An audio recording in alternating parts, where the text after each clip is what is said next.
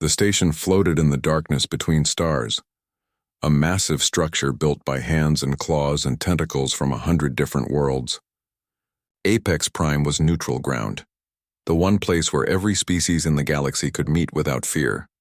Its hall stretched for miles, filled with beings that breathed different air and saw different colors. Some walked on 2 legs, others on 6. Some had skin, others had scales or fur or something else entirely. Hana stood in the corridor outside the council chamber and tried not to feel small. She was human, only human, and around her moved creatures that had traveled the stars for thousands of years before her ancestors learned to make fire. Her suit was the best Earth could make, but it looked simple next to the flowing robes and complex armor worn by the others. She carried a datapad with humanity's application for council membership. It had taken her people 50 years to reach this moment. The doors opened. They were massive things, carved from a single piece of asteroid rock and etched with symbols Hana couldn't read. She walked through and found herself in a chamber so large it had its own weather. Clouds drifted near the ceiling.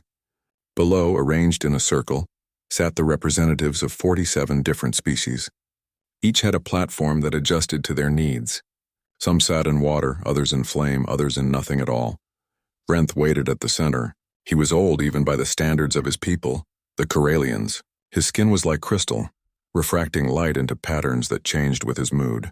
Right now, those patterns were troubled. He had been the one to invite Earth to apply for membership. He had been the one to sponsor humanity's case.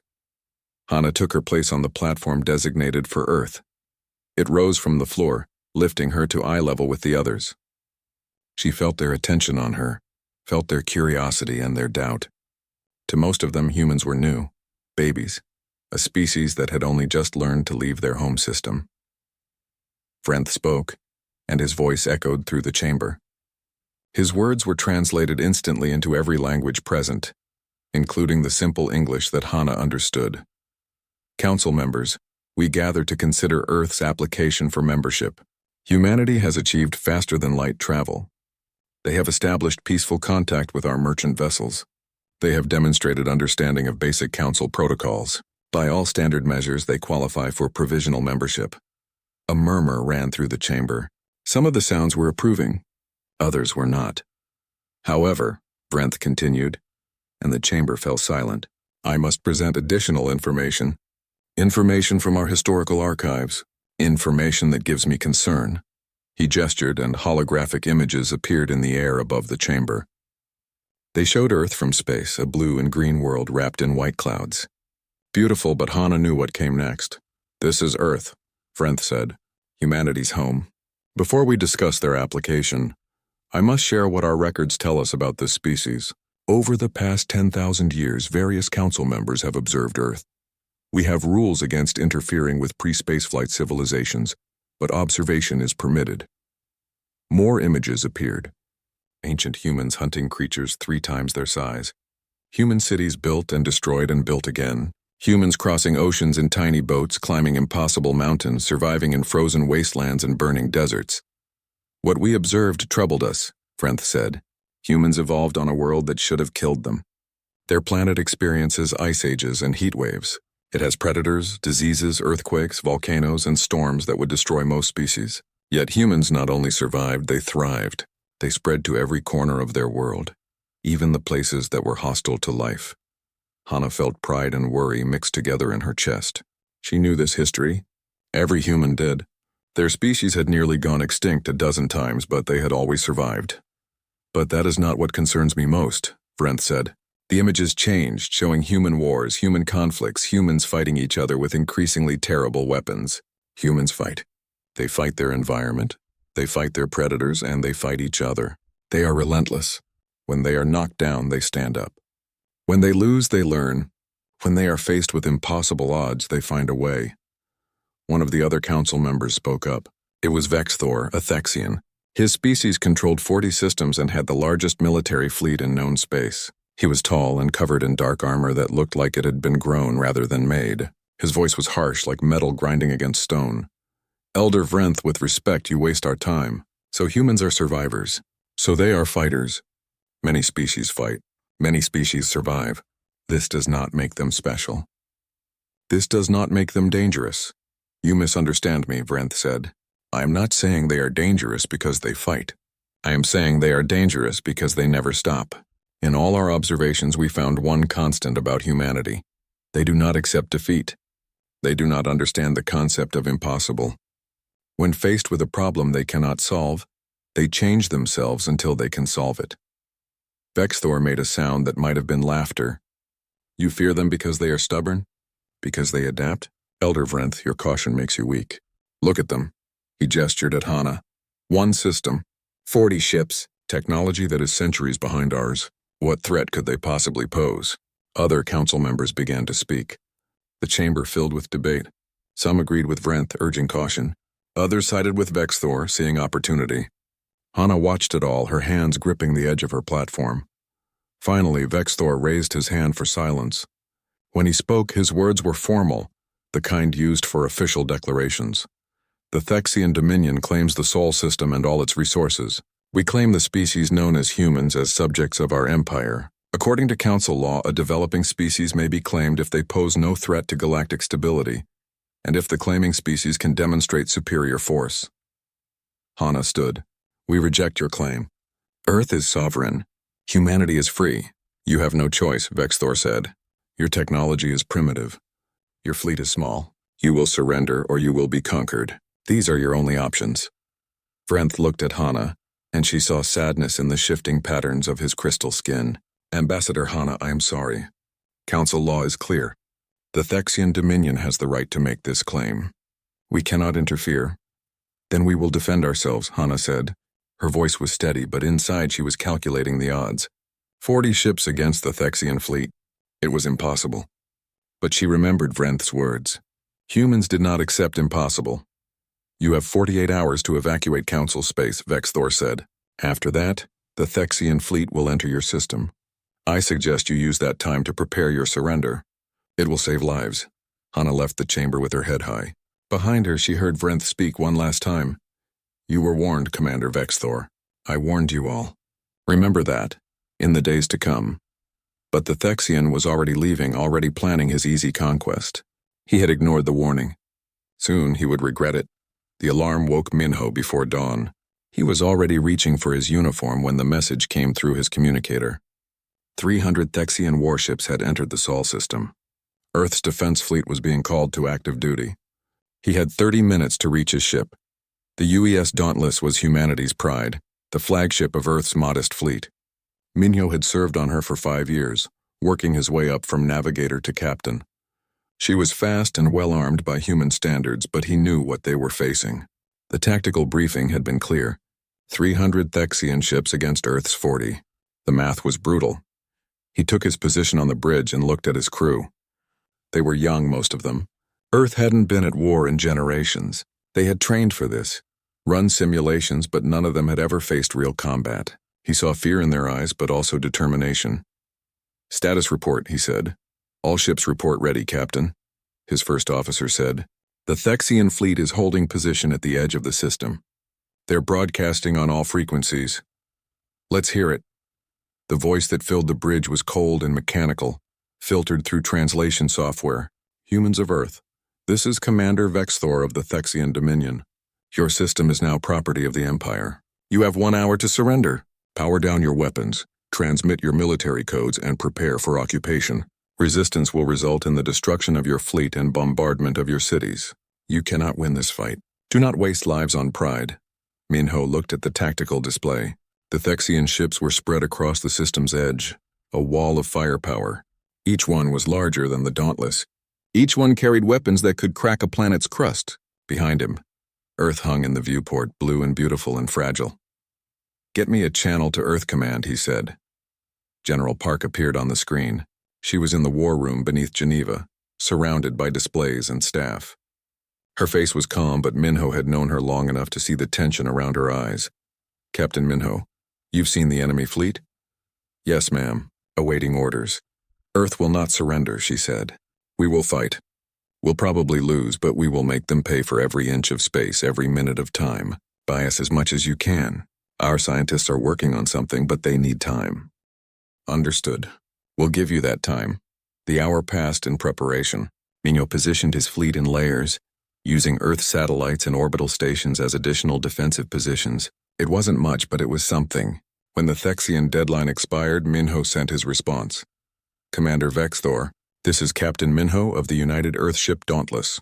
Earth rejects your demands. This system is ours. If you want it, come and take it. The Thexian fleet moved forward. The first hour of battle was a nightmare. Thexian weapons cut through human shields like they were paper. Their ships were faster, more maneuvered better, hit harder. In 60 minutes, Earth lost 12 ships. The Dauntless took heavy damage, her shields fluctuating, her hull scorched. But Minho noticed something. Every time a human ship was destroyed, the others learned. They studied the weapon signatures, the attack patterns, the targeting systems. They began to adapt. Not fast enough to turn the tide, but enough to slow the Thexian advance. Stop fighting their way, Minho ordered across the fleet channel. We can't match their firepower. Use the terrain. Use speed. Hit and run. Make them chase us. The human ships scattered, breaking formation. They dove into the asteroid belt, using the rocks for cover. They employed tactics the Thexians hadn't seen before, because most species didn't fight like humans. Most species had rules about warfare, about honor in combat. Humans just wanted to win. Captain Boyoung commanded the UES Relentless. She led her ship into a debris field from a destroyed orbital platform and waited. When two Thexian ships followed, she detonated the debris using precisely timed missiles. The explosion damaged both enemy vessels. It wasn't honorable, but it worked. On Earth, Dr. Yuna worked in a laboratory that had once studied peaceful applications of alien technology. Now it was a weapons development center. She had samples of Thexian equipment, pieces recovered from diplomatic exchanges, fragments from destroyed merchant ships. Her team had been studying them for years just in case. Their shields operate on a rotating frequency, she told her team. If we can match that frequency, we can punch through. But we need more data. We need to see them in action. Above, the battle provided that data. Every weapon strike, every shield impact, every energy signature was recorded and transmitted to Earth. Dr. Yuna's computers analyzed the information in real time, building a picture of Thexian technology. Daehyun was a lieutenant in Earth's ground forces. He had trained for urban combat, for defending cities against invasion. Now he stood on a rooftop in Seoul watching the sky burn. Thexian ships were entering atmosphere, heading for landing zones in major cities. Earth command had been clear. They couldn't stop the landing. They didn't have enough ships left, but they could make the occupation hell. Remember your training, he told his unit. They expect us to surrender when they land. They expect us to be afraid. We're going to show them what humans do when we're afraid. We fight harder. The Thexian troop carriers landed in city centers, their massive hulls crushing buildings. Soldiers poured out, covered in dark armor, carrying weapons that could vaporize a human in seconds. They expected resistance. They expected soldiers. What they got was something different. Humans attacked from everywhere and nowhere, from rooftops and sewers, from behind barricades and through tunnels. They used bullets and bombs and improvised weapons. They used tactics from every war humanity had ever fought. Tactics designed for weaker forces to fight stronger ones. Guerrilla warfare, asymmetric warfare, total warfare. In Paris, resistance fighters collapsed a bridge under a Thexian convoy. In Tokyo, snipers picked off Thexian officers from impossible distances. In New York, civilians armed with nothing but determination threw themselves at enemy positions, buying time for real soldiers to set up ambushes. Daehyun led his unit through the subway tunnels beneath Seoul. They struck at Thexian supply lines, destroyed their communication relays, and disappeared before the enemy could respond. It was exhausting, brutal work. They lost people every day, but they never stopped. Above, in orbit, Minho watched his fleet dwindle. 30 ships left, 25, 20. But the Thexians were paying too. Not as much as Earth, but more than they expected. Their commanders had thought this would be over in hours. It had been 3 days and humans were still fighting. Captain, his communications officer said, message from Dr. Yuna. She says she has something for us. The transmission was brief. Dr. Yuna's face appeared on screen, exhausted but excited. We've cracked their shield frequency. We're uploading new targeting parameters to all remaining ships. It won't make us equal, but it will help. And Captain, tell the fleet something for me. Tell them humans don't quit. Tell them Earth remembers its children. Minho felt something in his chest. Something that might have been hope or might have been pride. He opened the fleet channel. All ships, this is Dauntless. We have new weapons data. We're updating targeting systems now. And I have a message from home. They're proud of us. They believe in us. So let's show these aliens why Vrenth warned them. Let's show them what humans can do. The remaining ships of Earth's fleet formed up for another attack. They were battered and scarred and running on fumes. But they were still fighting. And down below, in 1,000 cities across Earth, millions of humans stood firm against occupation. Vexthor sat in his command ship and stared at casualty reports he couldn't believe. He had expected this to be easy. He had expected surrender. Instead, he was fighting a species that seemed incapable of knowing when they were beaten. How long until Earth is secured? He demanded. His tactical officer was silent for a moment. Sir, at current rates, full occupation may take months, possibly years. The humans are not fighting like any species we have encountered. They are not following any recognizable military doctrine. They simply refuse to stop. Vexthor felt something he had not felt in a long time. It was not quite fear, not yet. But it was close. For the first time since entering the Sol system, he wondered if he had made a mistake. 3 months had passed since the Thexian invasion began.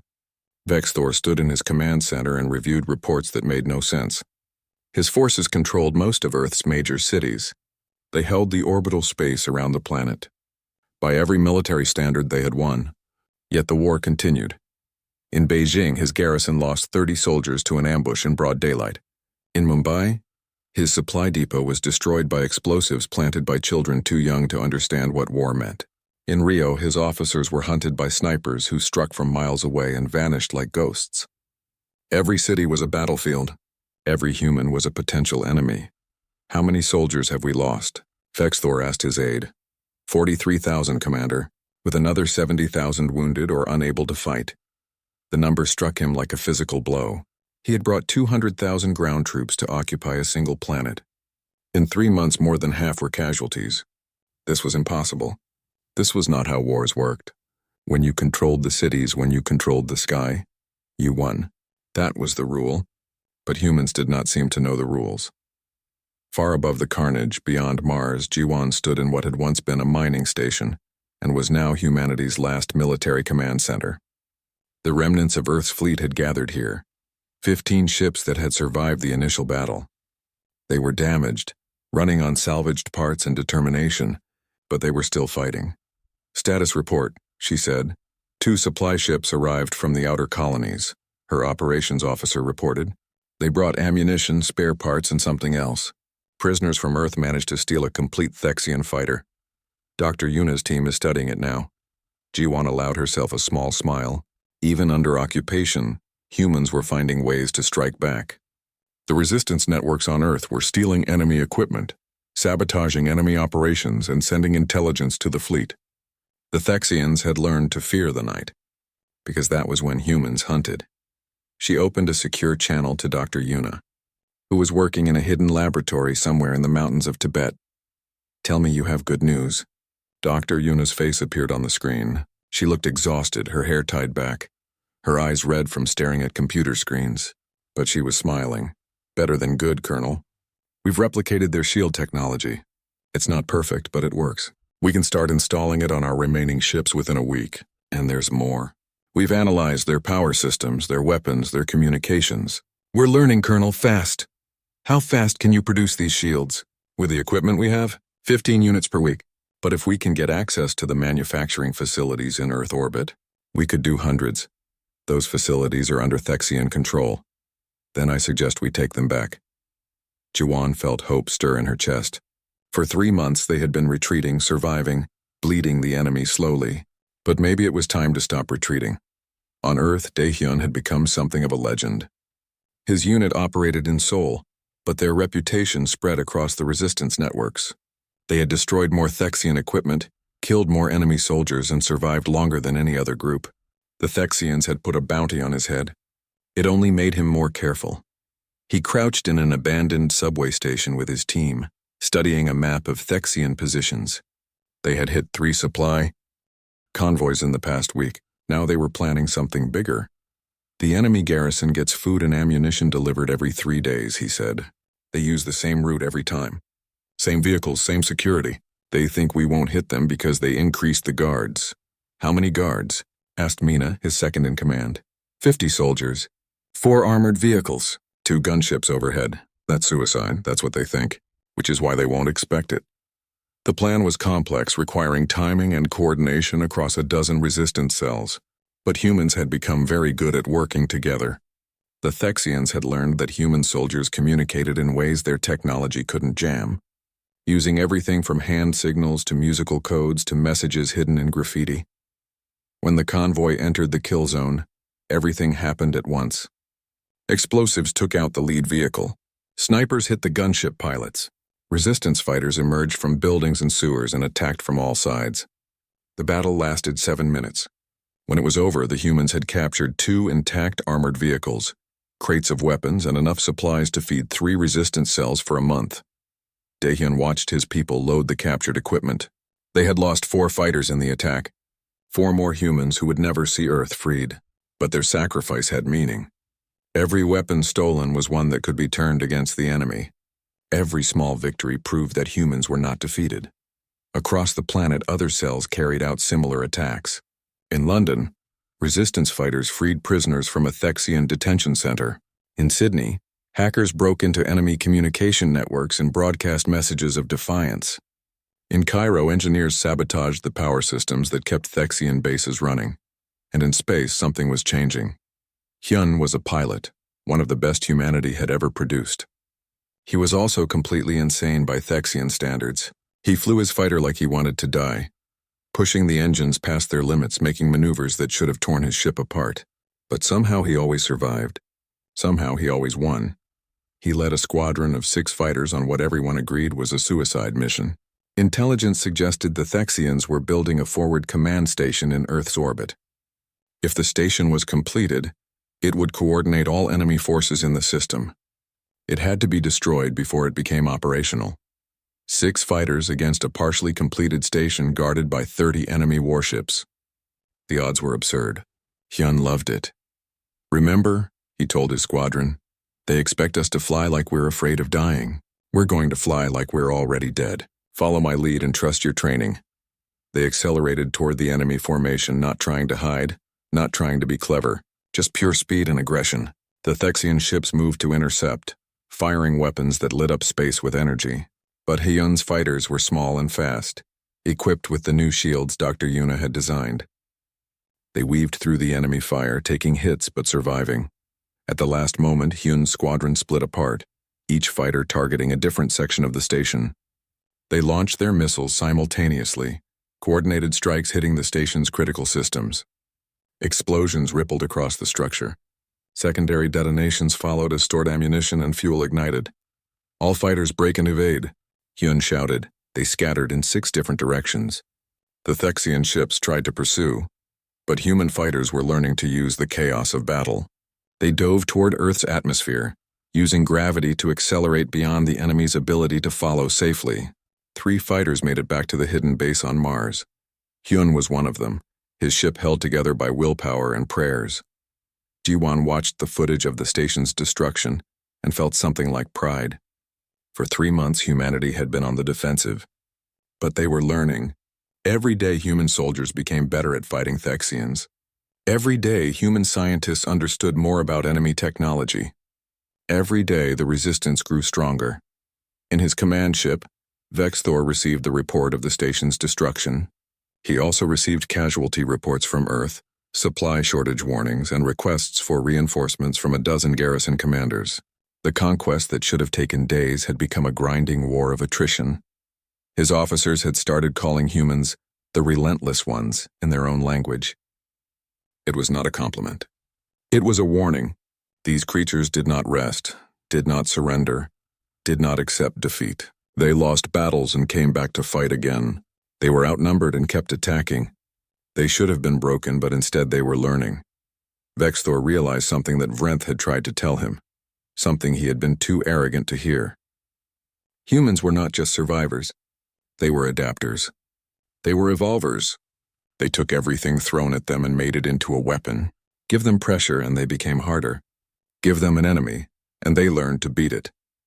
For the first time in his long military career, Vexthor began to doubt victory was possible. 6 months into the war, Vexthor made a decision born from frustration and fury. The humans would not surrender. Fine. He would break their spirit with a demonstration of power that could not be ignored.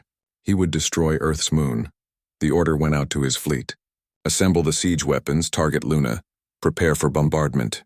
The moon would be reduced to rubble, and humans would see the cost of continued resistance. Surely then they would understand that fighting was pointless. But Vexthor had forgotten something important. Humans were very good at understanding messages. They were also very good at sending messages back. Minho, now promoted to admiral after the previous admiral died in combat, received the intelligence from a brave human spy embedded in the enemy communication network. The Thexians were targeting the moon. They had 72 hours before the attack began. He called an emergency meeting with all remaining commanders. They gathered in the war room on Mars, their faces displayed on screens from various hiding places across the system.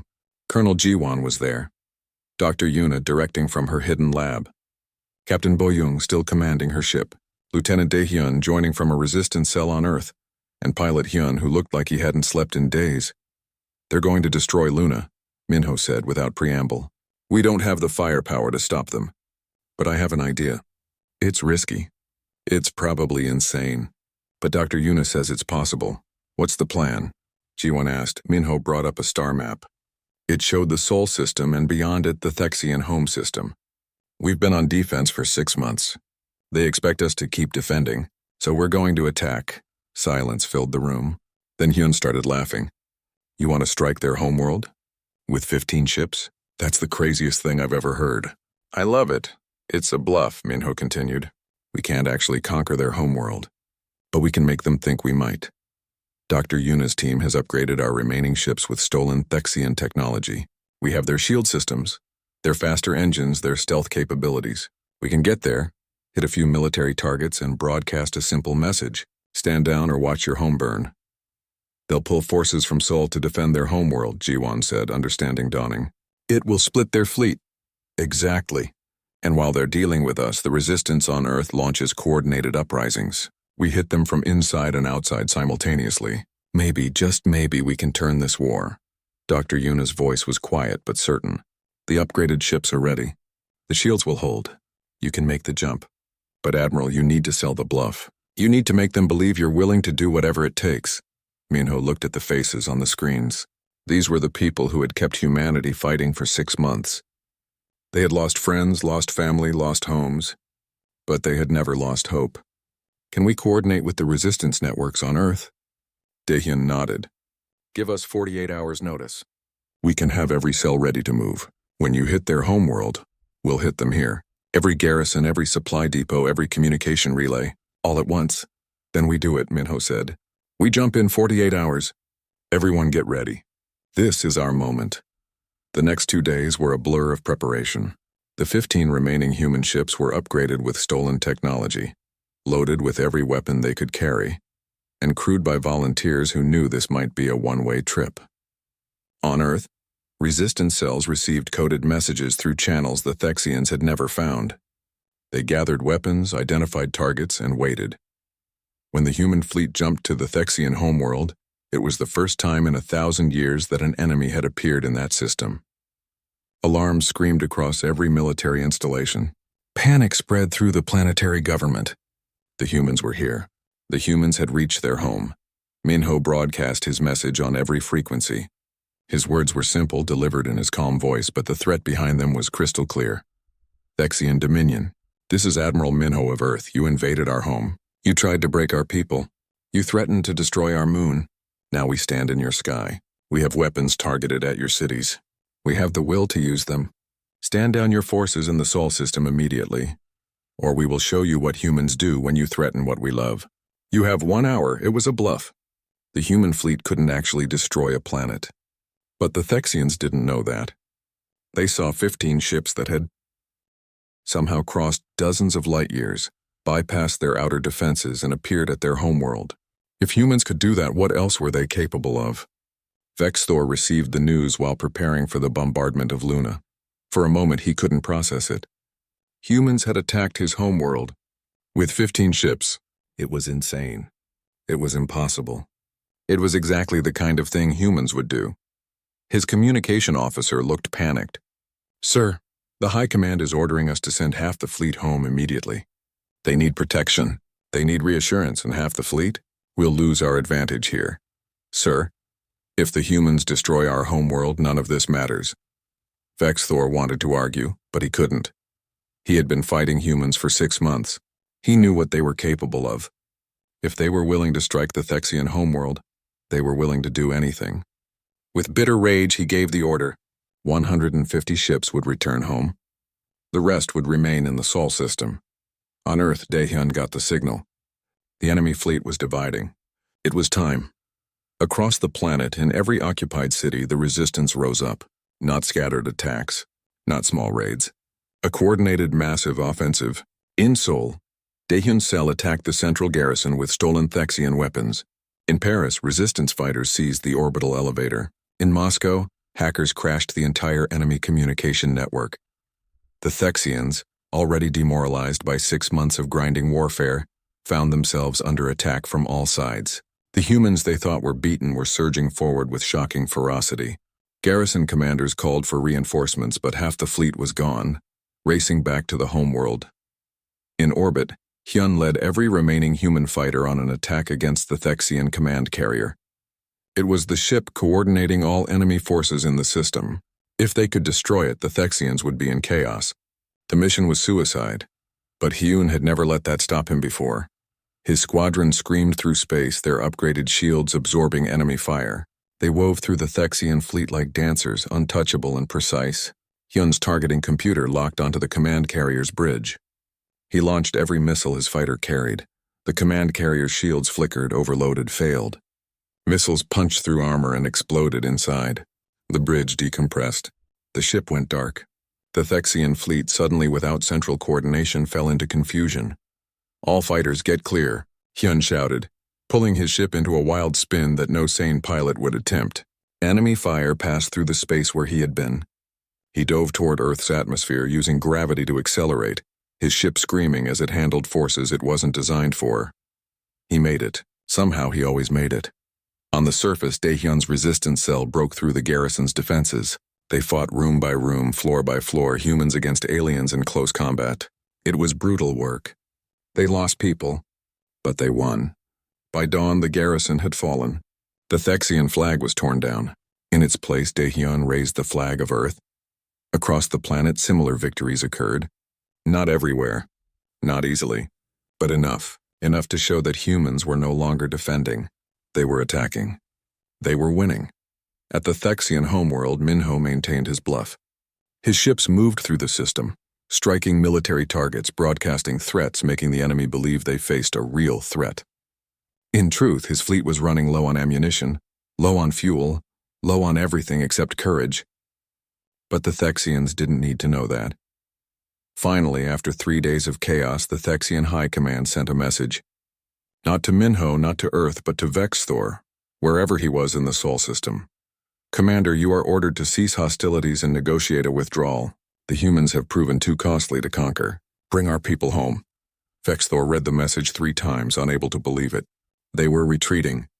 The Thexian Dominion, conquerors of 40 systems, masters of the largest fleet in known space, were retreating from one planet because they couldn't break the spirit of one stubborn species.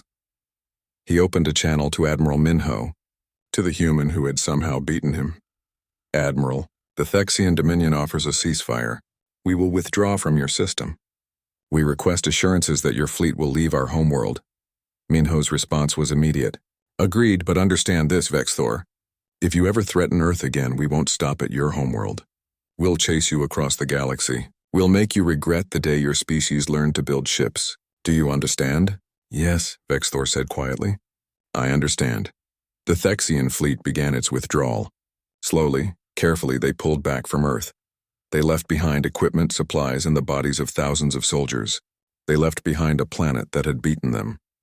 As the last Thexian ship jumped out of the Sol system, Daehyun stood on that rooftop in Seoul where he had watched the invasion begin. The sky was clear now. Human ships moved overhead, battered but victorious. Around him, his team cheered. Earth was free.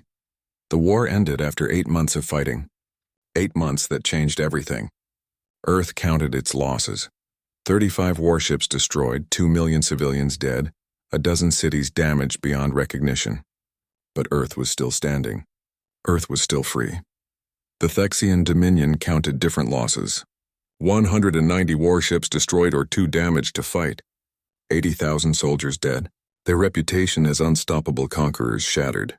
And something more precious than ships or soldiers, their confidence. For the first time in their history, the Thexians had been defeated by a weaker species.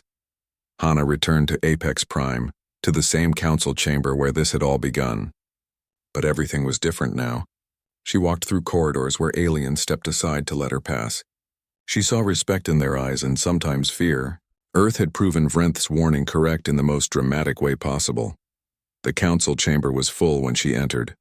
All 47 member species were present, and the gallery was packed with observers. News of the human victory had spread across the galaxy. Everyone wanted to see what humanity would do next. Vrenth stood at the center, his crystal skin showing patterns of satisfaction mixed with sadness. He had been right, but being right had cost millions of lives. "Ambassador Hana," he said formally, "Earth has requested a new hearing before this council. We are assembled to hear your petition." Hana took her place on the platform. She had practiced this speech 100 times, but now, facing the council that had allowed the invasion, facing Vexthor who sat among the Thexian delegation, the words felt different. 8 months ago, I came before this council asking for membership.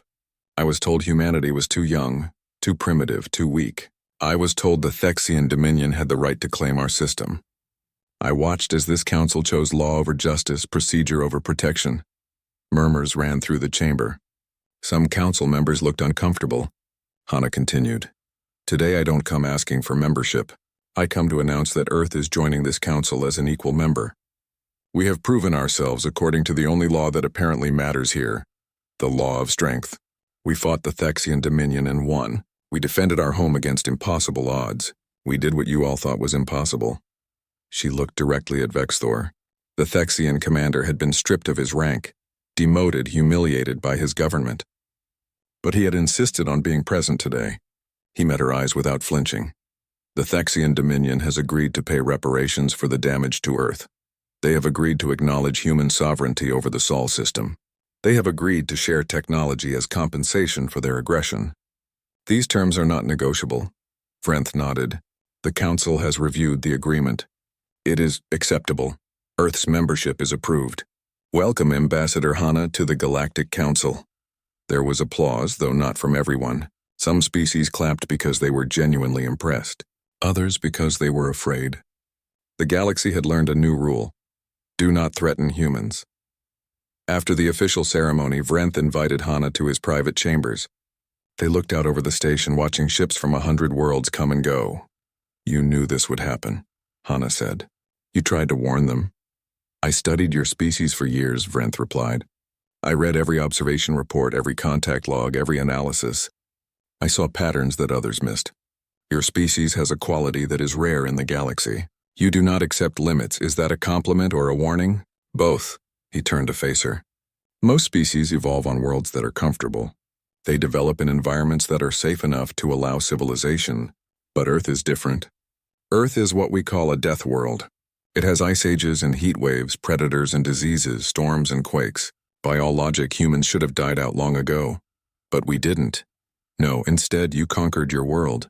You turned a planet that tried to kill you into a garden. You learned to survive anywhere, adapt to anything, overcome any challenge. That is not normal, Ambassador. That is exceptional. That is terrifying." Hana considered his words. "You're saying we're dangerous. I'm saying you're unstoppable. There is a difference. Dangerous species can be avoided or contained. Unstoppable species change everything they touch. The question now is what you will do with that quality. Will you become conquerors like the Thexians? Or will you become something better?" "We'll be whatever we need to be," Hana said. "Just like we've always been." Vrenth's pattern shifted to something that might have been approval or might have been resignation. "Then the galaxy will have to adapt to you, just as you adapted to the galaxy. May we all survive the experience." Back on Earth, Minho stood in his new office at Earth Defense Command. He had been promoted to Grand Admiral, the highest military rank humanity had. His job now was to rebuild Earth's fleet, train new officers, and prepare for whatever came next. Dr. Yuna visited him there, carrying data pads filled with new projects. In 8 months of war, human science had made leaps that should have taken decades. They had reverse-engineered Thexian shields, weapons, engines, and communication systems. They had learned to build ships that could compete with anything in the galaxy. "We're not the primitive species they thought we were," Yuna said. "We're learning faster than anyone expected. In 5 years, we'll have the most advanced fleet in known space. Will that make us safe?" Minho asked. "No, but it will make us strong. And strength is what the galaxy respects." On the streets of Seoul, Daehyun walked through the rebuilding city. The damage from the war was still visible everywhere. Buildings were being reconstructed. Memorials were being built for the dead. But there was also hope. People smiled at him, thanked him, called him a hero. He didn't feel like a hero. He felt like a man who had done what needed to be done. Mina found him at a memorial wall looking at names carved in stone. Names of resistance fighters who didn't survive to see victory. "They're calling you the hero of Seoul," she said. "I was just doing my job. Your job saved the world. That counts for something." She stood beside him, both of them reading names. "What will you do now?" "Train others. The galaxy knows about us now. We need to be ready for whatever comes next. We need people who can fight like we did, who can survive like we did." "Think there will be another war?" "Maybe. But if there is, we'll be ready. In space." Hyun flew his fighter through a patrol route around Earth. His ship was new, built with hybrid human Thexian technology, faster and more powerful than anything he had flown before. Below him, Earth turned peacefully, its wounds healing slowly but surely. Other pilots flew with him now, young men and women who had joined after the war, inspired by stories of the battles. They called Hyun a legend. He still thought he was just a pilot who refused to die. "Red Squadron, this is Control," the voice came over his radio. "We have a contact. Unknown ship entering the system. Identify yourself or be fired upon." Hyun's hand moved to his weapons, old instincts kicking in. But the response came quickly. "This is the merchant vessel Prosperity from the Corellian Empire. We come with greetings and trade offers. We seek permission to approach Earth." Hyun relaxed. The galaxy was coming to Earth now, not with weapons but with trade goods and diplomatic offers. Species that had ignored humanity were suddenly very interested in forming alliances. Some came because they admired Earth's victory. Others came because they feared what humans might do next. Across the galaxy, the story of Earth's resistance spread. It became legend. Species told their children about the humans who refused to surrender, who fought an empire with nothing but determination and creativity. Some saw inspiration in the story, others saw warning. In the Thexian Dominion, Vexthor lived in disgrace. His government had removed him from command, blamed him for the failed invasion, used him as a scapegoat. But he did not protest. He knew the truth. He had failed not because he was incompetent, but because he had underestimated humanity. He spent his days writing a military analysis of the war, a detailed study of how humans fought, how they thought, how they adapted. It was his final service to his people, a warning for future generations. Never fight humans unless you are prepared for a total war. Never assume they will give up. Never ignore warnings about them. The document's final line became famous throughout the Dominion. "We were warned. We did not listen. That was our mistake." Other species read the Thexian reports and made their own assessments. The Corellian Empire sent diplomats to Earth, seeking trade agreements and mutual defense pacts. The Centauri Collective invited human scientists to collaborative research projects. The Draxian Union, which had been planning their own expansion into human space, quietly shelved those plans. Even aggressive species learned to approach humanity carefully. Earth was no longer an easy target. Earth was a power, young and growing, with technology that advanced daily and a population that had proven it would fight to the death if necessary. 1 year after the war ended, the Galactic Council held a ceremony. It was supposed to be a simple formality, the official recognition of Earth's membership, but it became something more. It became a demonstration of how much the galaxy had changed. Hana stood before the council and spoke about Earth's vision for the future. Cooperation instead of conquest, trade instead of tribute, A galaxy where species could grow and thrive without fear of subjugation. Some council members were skeptical, but none dared to oppose her. They had seen what humans could do when opposed. After the ceremony, delegations from dozens of species approached Earth's representatives with offers. Some wanted military alliances. Others wanted scientific partnerships. All of them wanted to be on good terms with the species that had beaten the Thexian Dominion. Vrenth watched it all with the satisfaction of someone whose predictions had come true. He found Hana in the crowd and pulled her aside. "Your species has changed the galaxy," he said. "In less than a year, you have shifted the balance of power. Species that were content with the status quo are now reconsidering their positions. Aggressive empires are becoming cautious. Weak species are finding hope." "Is that good or bad?" Hana asked. "It is change. Change is neither good nor bad. It simply is. But I will tell you this, Ambassador. The galaxy will never be the same. You have shown every species what is possible. You have proven that strength is not just about technology or numbers. It is about will, about determination, about refusing to accept defeat. We were just defending our home. You were doing what humans do best, surviving, adapting, overcoming, and now the entire galaxy knows it. Some will try to be your friends. Others will try to be like you. All will remember the lesson the Thexians learned. Never ignore the Council's warning about humans." Hana looked out at the galaxy, at the countless stars and worlds and possibilities. Earth had started this journey asking for acceptance. Now Earth stood as an equal among species that had ruled the stars for millennia. The future was uncertain, but it was theirs to shape. She thought about Minho rebuilding the fleet, about Yuna unlocking the secrets of the universe, about Daehyun training the next generation of defenders, about Hyun flying higher and faster than anyone thought possible, about millions of humans working together to build something new. "We didn't ask for this war," she said quietly, "but we won it. And now we'll show the galaxy what humans can build when we're not busy fighting for survival." Vrenth's crystal skin showed patterns of hope. "Then perhaps you will become the species the galaxy needs. Perhaps you will teach us all what it means to be relentless in pursuit of something better than mere survival." The ceremony ended. The delegates departed, but the story was just beginning. Earth had joined the galaxy, and the galaxy would never forget the lesson it had learned. The Thexians had ignored the warning. They had paid the price. Now every species in known space understood a simple truth. When it comes to humans, it is better to have them as friends than as enemies. Because humans do not surrender. They do not give up. They simply do not know how.